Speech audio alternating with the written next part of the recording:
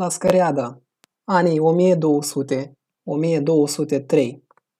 Constantinos Angelos, patriarhul clanului Angelid, îi are pe Sevastocratorul Ioannis Angelos Doukas, căsătorit cu Ducaină, și de ce își spune el Doukas, Maria Angelina, căsătorită cu Constantinos Camutses, de unde apare Manuelos Camutses, vărul rebel al lui Alexios al III-lea sau pretendentul lui Alexios al III-lea, pe Andronicos, căsătorit cu Euprosine Castamonitissa, Andronicos, Euprosine din clanul Castamonites, sora lui Theodoros, vechiul ministru la Angelizi, de unde apare Isaacios I-lea și Alexios al III-lea. Alexios și Isaacios. Zoe, căsătorită în clanul Synnadenos, și Isaacios,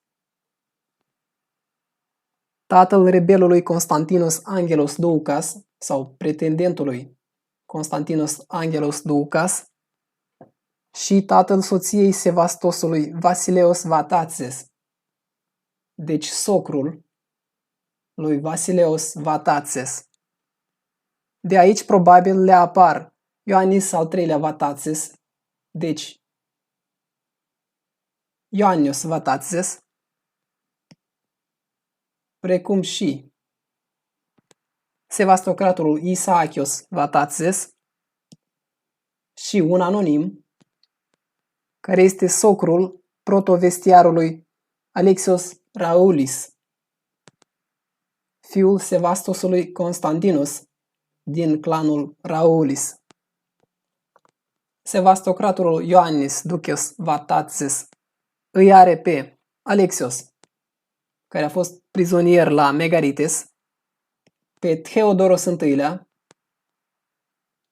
pe Manuelos, pe Sevastocratorul Constantinos și pe o fată probabil Theodora, căsătorită cu Michaeles Cantacuzenos, probabil, în orice caz cu un cantacuzin.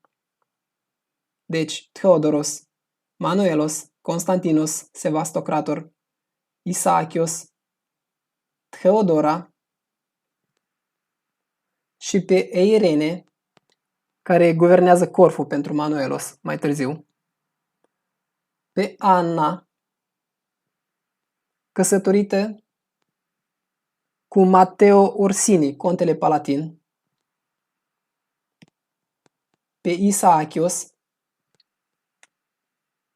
cu a cărui fii se căsători Alexios Vrannas, cu o fiică de-a lui,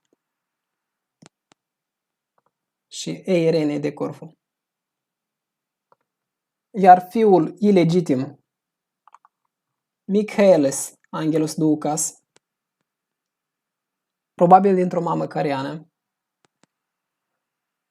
are la rândul lui cu o vlăhoaică, probabil din Thesalia, un alt bastard, și anume pe Michaeles al II-lea, acesta fiind Ioannis Doukas, fiind patriarhul ramurei Angelos Doukas, continuată de fiul Michaeles I. Ioannis, care acum prin 1200 aspiră la tron, dar decedează. Clanul Vlahilor, patriarhul Hășenel, în bizantină Asanes, îi are pe Ionică, adică Ioannios I-lea, Petrică, în bizantină Theodoros, Ioniță, bizantinii îl numeau Callo Ioannes, și o fată, căsătorită probabil cu un boier slav, de unde apare Iancu, numit Ioan Con de bizantini, dar porecla era Alex Slavon.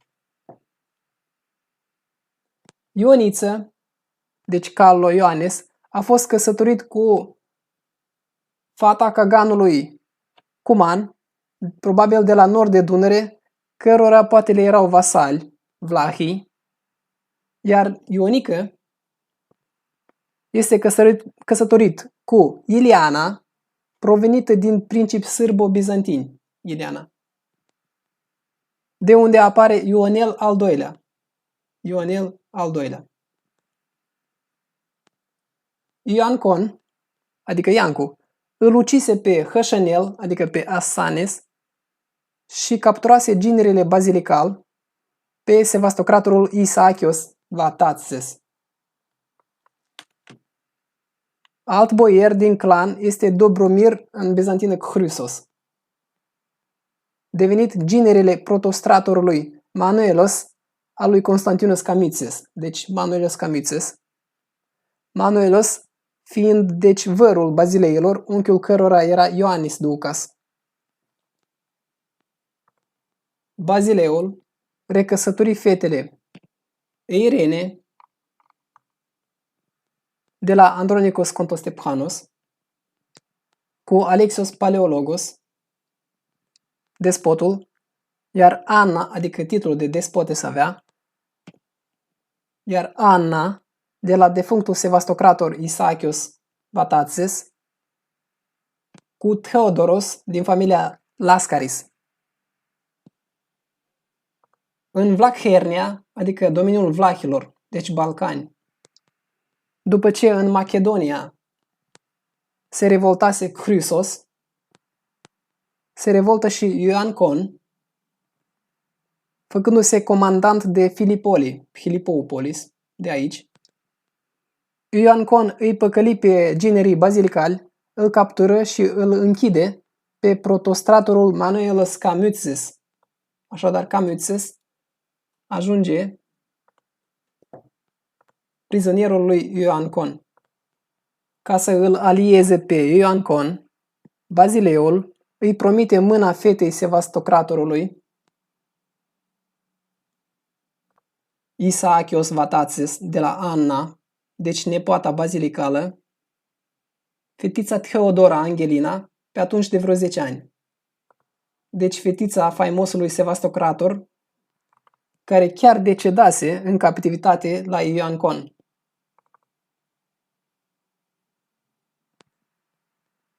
Dar acesta pretinde chiar mâna soției sevastocratorului, adică a prințesei Anna, care se bârfea că ajunge amanta acestui vlah.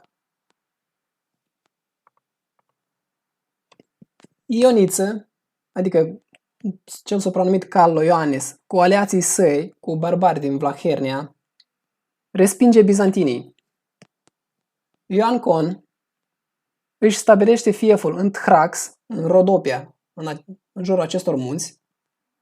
La fel face Chrysos în Macedonia, cu sediul la Stene. Stene, sediul lui Chrysos. Aici fiind Scopia, actuala Skopje. Manuelos Camytzes este răscumpărat de ginerele Chrysos. Așadar vine aici. Să-l punem lângă. Chrysos, care era rivalul lui Ioancon, iar în întrunirea lui Ioancon cu emisarii imperiali, deci cu ginerii Bazileului, Alexios Paleologos și Theodoros Lascaris, Ioancon este păcălit și capturat. Așadar, aceștia doi vin aici și îl capturează pe acesta. Ginerii bazilicali restabilesc Tracia, aceste frontiere, iar lui Chrysos îi este oferit ca alianță fata sevastocratorului amintit, promisă anterior lui Ioancon, adică ex-rivalul lui Vlah.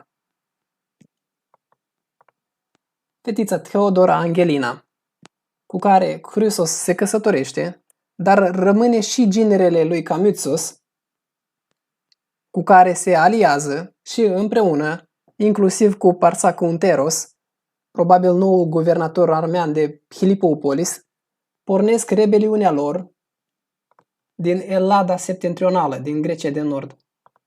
Când Contostefanul reîncearcă să se declare, dar nu reușește, Leontos Khamaretos din Sparta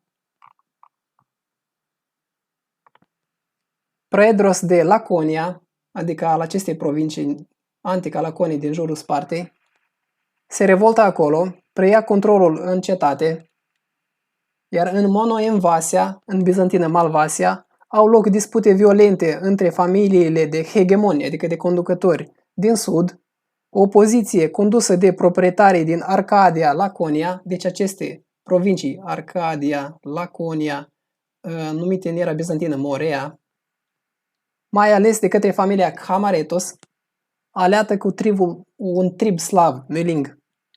Aceștia preiau supremația Laconiei, cu sediul în Sparta, prin 1201-1202.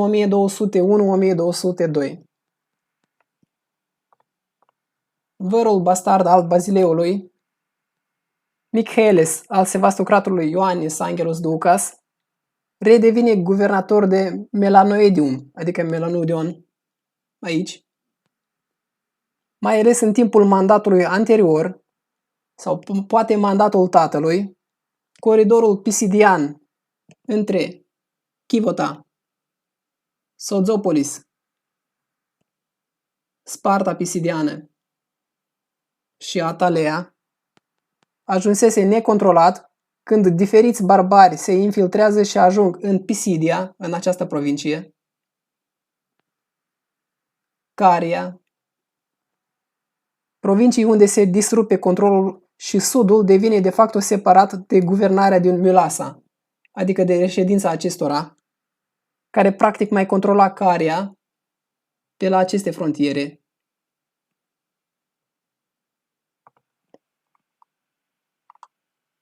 Melanoidion sau Melanoedium, Mylasa, Movolla, Cone, Tavas, Stavropolis, Stratonicea, Movolla, Mylasa, devenind reședința lui Ioannis Angelos Doukas, iar Melanoidium a fiului, Michaelos, așa încât guvernatorul Aldevrandis din Atalea ar rămâne să guverneze peste restul părții izolate a vechii provincii Kivraiothon, între Lycia, Pisidia și Pamphylia. Acesta era condotierul pisan Aldobrandini, care fusese în serviciul bizantin.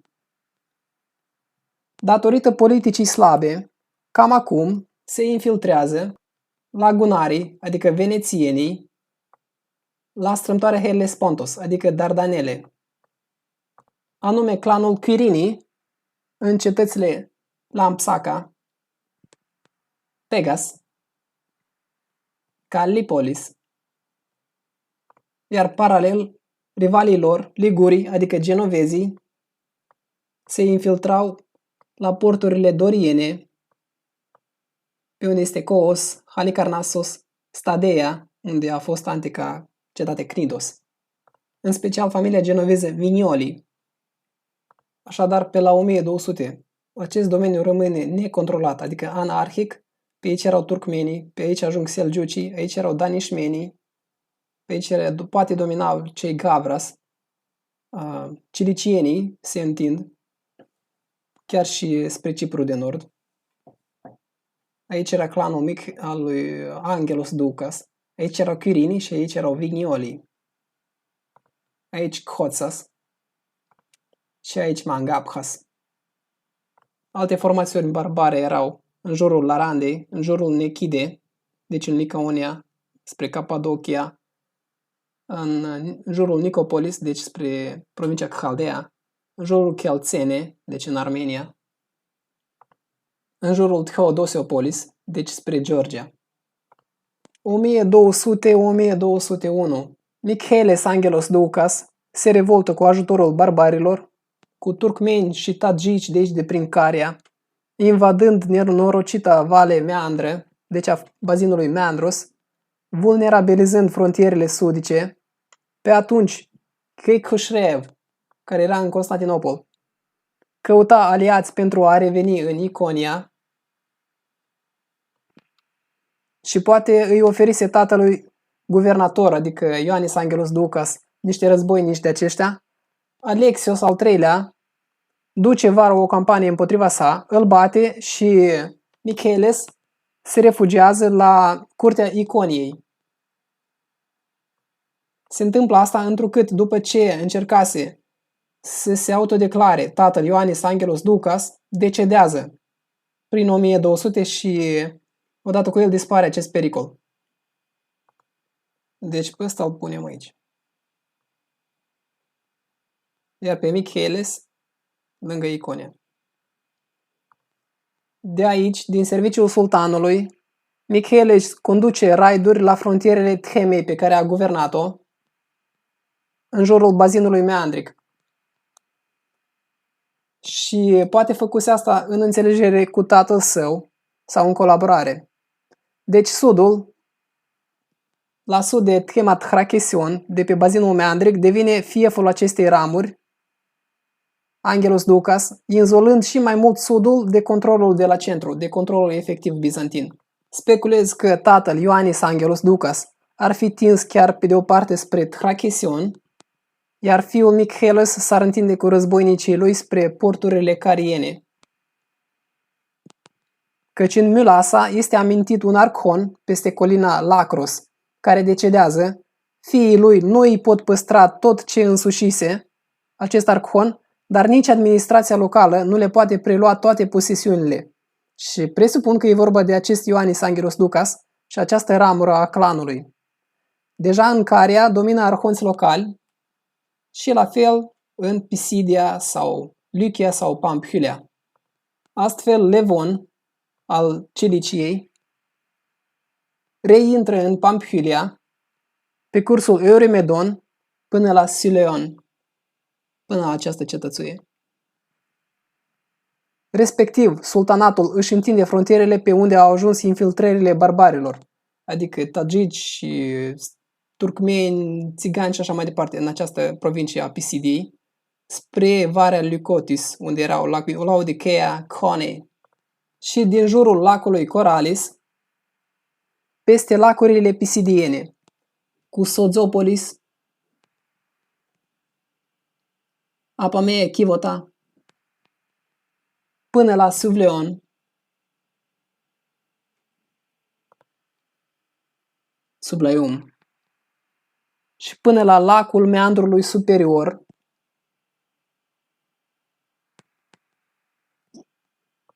așadar din jurul lacului Coralis, peste aceste lacuri ale Pisidiei, cu Sozopolis, de aici, Chivota,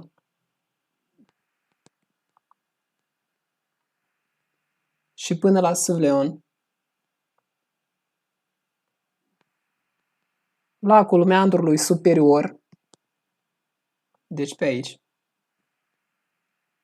sau chiar meandrele frigiene până la Usachion și Edzani. Usachion, Edzani, spre cursul fluviului Sangarios, deci așa, spre Cotileon și Dorileon. În Galata, adică provincia Galatia, danișmenii ocupă Vasileon, Angra, Gangra, Angura, Vasileon, Myrioangelos.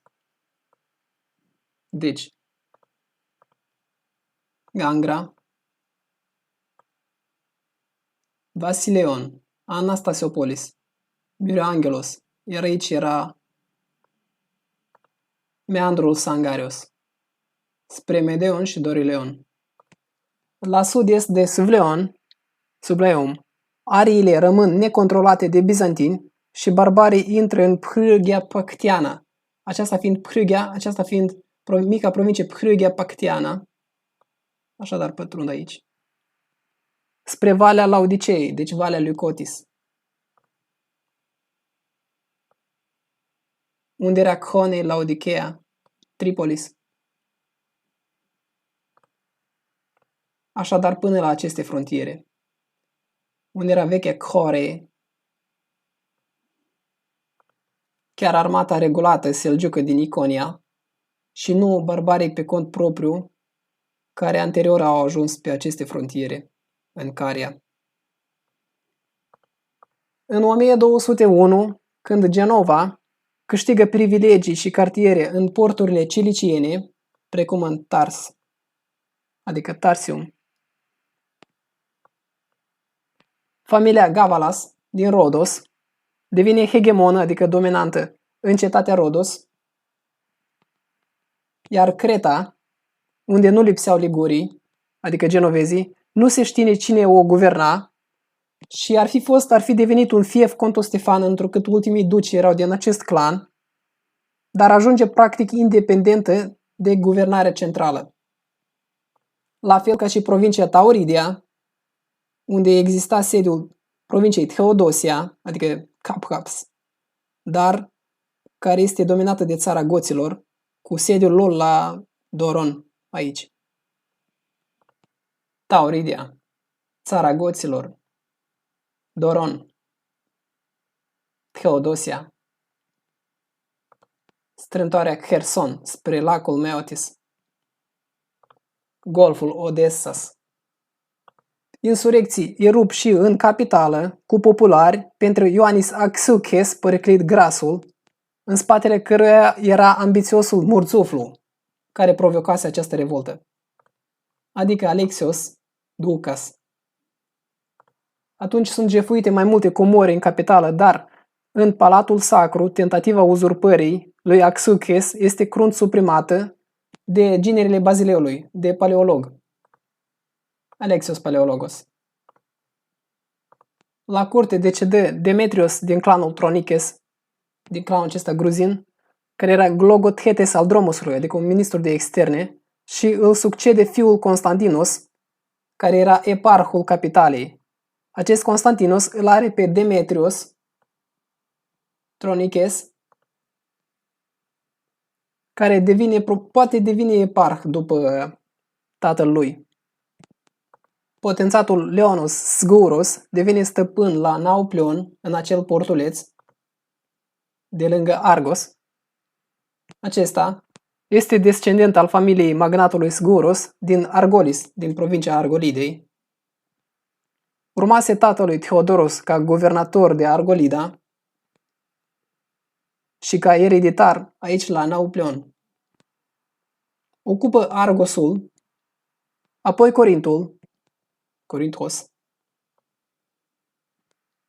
unde episcopul de Nauplion a fost închis de acesta, iar cel de Corint este invitat la cină, orbit și aruncat de pe Acrocorinthos, adică de pe Acropola Corintului. În acest hal, în acest fel, acest Sgouros ocupă și provincia Corinthia, adică Peloponesul de Nord. Se întâmplă ceva aici în Antiochia, după decesul cruciatului de aici care conducea Antiochia, începe o confruntare pentru controlul acestui principat Staurofor între fiul versus nepotul din partea lui Levon, pentru că și fiul și nepotul erau din partea lui Levon și a precedentului care stăpânea Antiochia. Și e posibil ca aceste conflicte să fie atras înapoi pe Levon, interesat de ce se întâmplă aici, pentru că el dorea să se implice și să preia controlul în Antiochia și în felul acesta speculez eu că Atalea scapă de Levon. 1200, 1201, 202. Cambyses se întinde în Tesalia, iar socrul Chrysos în Macedonia. Deci pe Cambyses să-l aducem aici. Dar socrul este bătut de vlahernii lui Caloioannes. Deci ăsta vine aici și îl bate pe Chrysos, care ocupă Macedonia. Așadar, ăsta ajunge captiv aici, iar vlahii ocupă Macedonia. Bazileul îi captură acest socru, deci Alexios al III-lea îl capturează. Reia provincia Thrax, deci restabilește această frontieră, unde vlahernii au ajuns chiar la Arcadiopolis, deci ceea ce înseamnă Tracopoli, Arcadiopoli, până aici. Și acum îl alungă pe Cambyses din Thesalia și Cambyses probabil se retrage la curtea vreunui vlah. Pentru că atunci și Spiridonachis, care era un cipriot guvernator în Macedonia, se revoltă, dar este bătut și se refugiază acela la Caloioannes, care atunci ocupă golful Anchialos, acest golf, unde erau 3 cetăți. Și ilirii încep a se elibera, pornind din jurul principalității ilire, adică albaneze, de Arvanon, a dinastiei Progon, din Croia, cu fondatorul lor, Dion. Așadar, ocupă acest domeniu de aici, unde sunt lacurile. Ticălosul de Stryphnos este trimis din capitală cu flota lui descompusă contra lui Sgouros, care desigur îl respinge cu ușurință.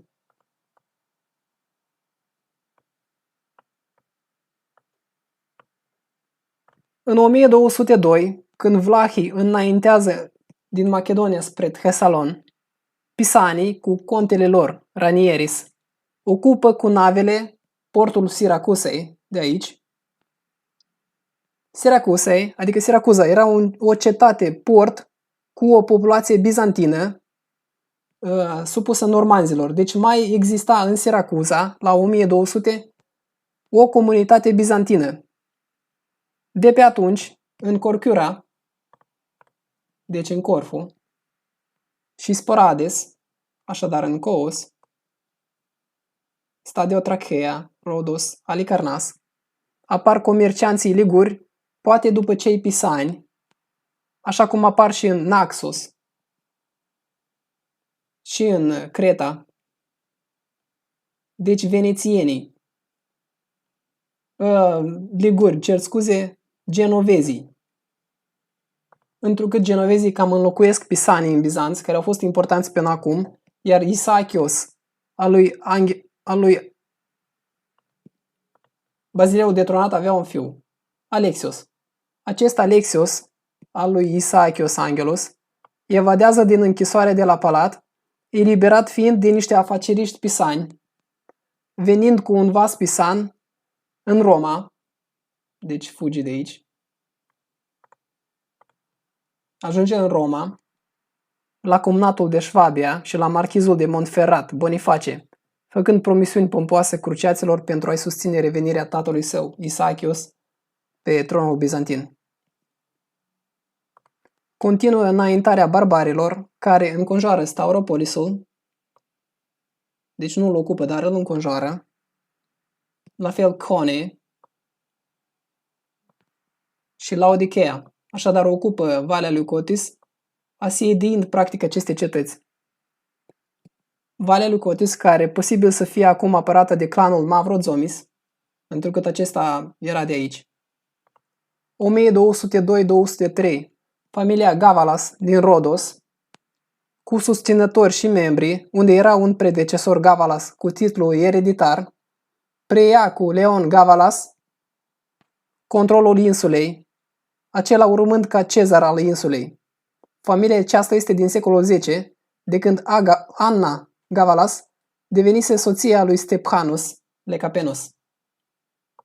Leon Gavalas, un bastard nobilitar francon, venise cu soția și cu susținătorii lor în Cipru, din Massalia, adică din Marseille. Soția era fata sevastocratului Isachios Comnenos, vechiul tiran al insulei, respectiv a principesei armene. Aceștia pretind moștenirea insulei. Principele francon al insulei, care era ginerele al Comnenei Maria, matroana Ciprului, adică fata ducelui anterior de Cipru, Ioannis Ducas Comnenos, nu se predă veneticilor, pretendenții nu se pot impune și se retrag la Levon, în Cilicia, la rudele soției.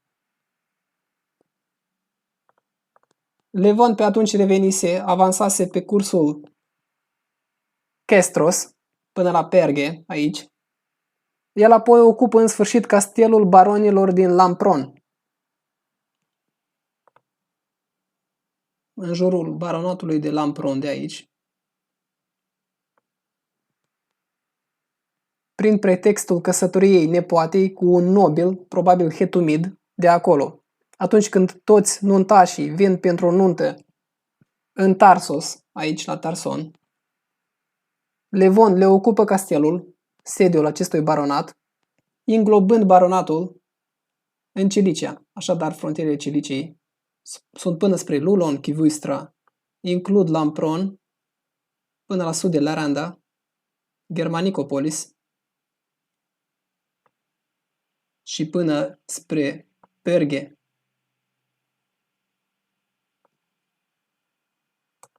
Theodoros Lascaris era Sevastos, iar camaradul Alexios Paleologos era Despotes, însă acest general destul de bun, Paleologul, decedează, așa că Theodoros îi preia acest rang.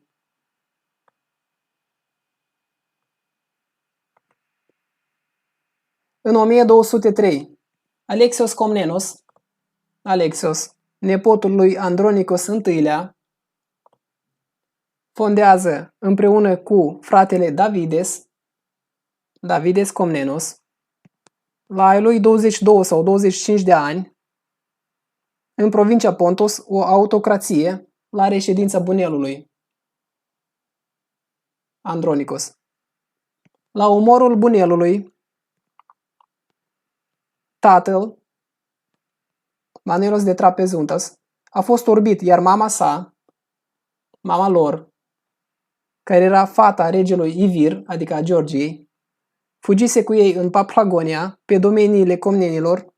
Bunelul, considerat tiran în capitală, era un erou pentru provincii.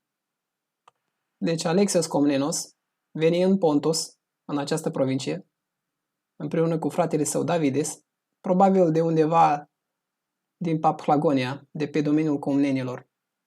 În 1203, Scuros deținea deja Argolia și această parte a Peloponesului, făcuse din 1202 deja raiduri navale asupra Aticei, adică a provinciei unde este Atena, cu portul Pireu, cu vasele din Argolikos, din acest golf, și pirații din Saronikos, din tot acest golf. În ciuda trimisului Michelis Choniates, trimis din capitală ca să-l oprească, acela veni în zadar să ceară ajutor înapoi în capitală, iar la întoarcere, Atica, această provincie, este separată de provincia Veotia, adică Boeția de aici, unde era Thevei, adică Teba, de către forțele lui Sguros. În acest fel, rebelul asaltează, bombardează și ocupă Athene, iar trimisul Choniates cu locuitorii rezistă pe Acropolis, pe Acropola Atenei, în fața bombardamentului mașinăriilor de asediu. Leon Sguros menține acropolile sub asediu, incendie Athene, mărșălește în Veotia, deci în Boeția, și ocupă Thevei cu asalt, Teba. Deci deține Corinthia, Isthmos, așadar Isthmul, și e posibil să ocupe acum cu flota cu acești pirați Chalkis, cetatea de aici.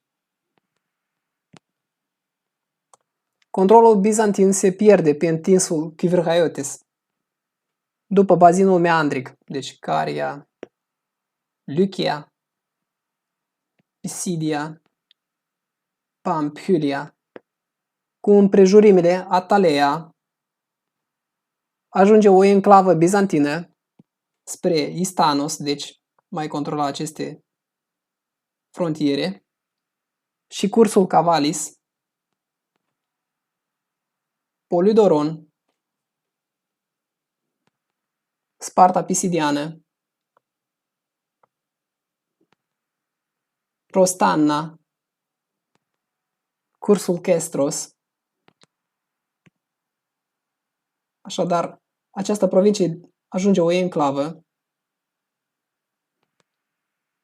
peste care guvernatorul Aldevrandis devine de facto autonom, adică pisanul Aldobrandini. Lichia, ajunge tărâmul piraților, licieni, iar acolo, veche cetate Myra de aici, este ruinată poate în ciocnirile dintre clanurile locale de bandiți licieni. Phoenix de lângă, fortul de lângă Phoenix, rezistă poate ca bastion al unei așa grupări piraterești, dar în o atare conjunctură, stațiunile acestei provincii decad. Nu este de mirare că, de exemplu, în Rhodos, Gavalas a fost acceptat și susținut de insulari în perioada asta nesigură, de care profită diferiți pirați din Lycia sau genovezi. Mangabhas evadează și revine în Philadelphia, iar Alexios Komnenos, sprijinit cu trupe și bani de mătușa dinspre mamă, celebra regină georgiană Tamar cea Mare, căreia probabil îi se face acum vasal, preia cetatea Trapezuntas, fără rezistență, venind cu mercenari racolați din banii georgieni. Cetatea le deschide porțile, nu atât din teamă, cât pentru ca să accepte comnenii ca hegemonia ai lor. Deci pe Alexios și pe Davides. Alexios își stabilește aici sediul, este proclamat Vazileos și fondează principatul Megacomnen, care presupun că înlocuiește dominația celor Gavras din cetate, incluzând ca enclavă principalitatea armeană de Hamamshen de aici, între Rizonta și Ateneion.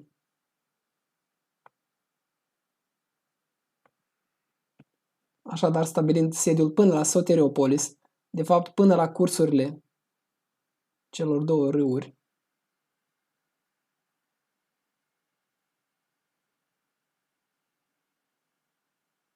până spre Samson.